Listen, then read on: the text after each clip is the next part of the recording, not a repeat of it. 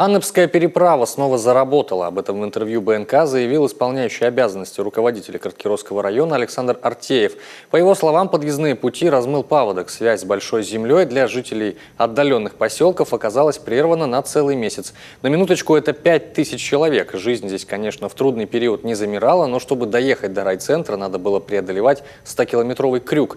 Год назад, когда новый понтон был установлен, местные восприняли событие чуть ли не как главный в жизни праздник. И более того, посвящали ему стихи. Наш мост, как ждали мы тебя. Понтонный мост, а не паром какой-то. Не надо будет тратить и рубля, что встретимся с Большой землей достойно.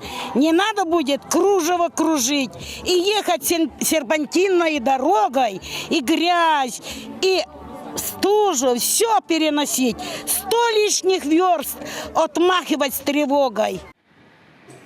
К этому же моменту подрядная организация уже провела ремонт. Нет проблем и с лицензией на перевозку транспорта, заверили власти.